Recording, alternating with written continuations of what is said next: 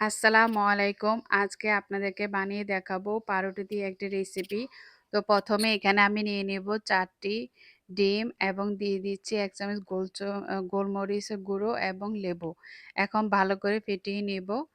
তারপর যে ফেটানো হয়ে গিয়েছে এখন আমি এক সাইডে রেখে দিব। এখানে আমি নিয়ে নিয়েছি 1/2 কাপ ময়দা, তারপর দিয়ে দিচ্ছি হলুদ গুঁড়া, লবণ, তারপরে গোলমরিচ গুঁড়ো সবগুলোকে পানি দিয়ে ভালো করে ফেটিয়ে রেখে দিব একপাশে। তারপর এখানে আমি একটা কড়াইতে আ তেলের মধ্যে জিরে দিয়েছি 1/2 চামচ। তারপরে কাঁচামরিচ এবং পেঁয়াজ দিয়ে একটু নেড়েচেড়ে তারপর দিয়ে দিচ্ছি রসুন বাটা। তারপর দিয়ে দিব সেই ফেটিয়ে রাখা ডিম। সবগুলোকে একসাথে ঝুরি করে ভেজে নিয়েছি। এখন সস দিয়ে আঁটো নেড়েচেড়ে তুলে নেব। এক সাইডে রাখবো। এখন আমি পাউরুটিগুলো সাইড দিয়ে চারপাশ কেটে নেব। তারপর বেলুন দিয়ে হালকা করে বেলে নেব।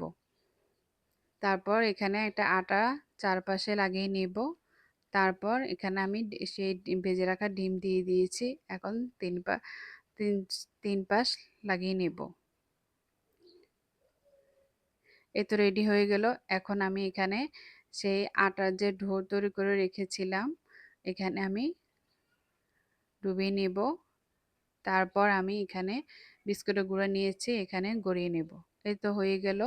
এখন আমি তেলের মধ্যে ভেজে নেব হালকা বাদামি কালার করে। এক পাশ হয়ে গেছে, আমি উল্টে দিচ্ছি।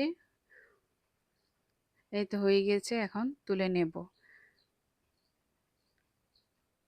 ব্যাস তৈরি হয়ে গেল আমার পাউরুটি দিয়ে রেসিপি বানানো। কেমন লেগেছে অবশ্যই জানাবেন এবং সাবস্ক্রাইব করে পাশে থাকবেন। আসসালামু আলাইকুম।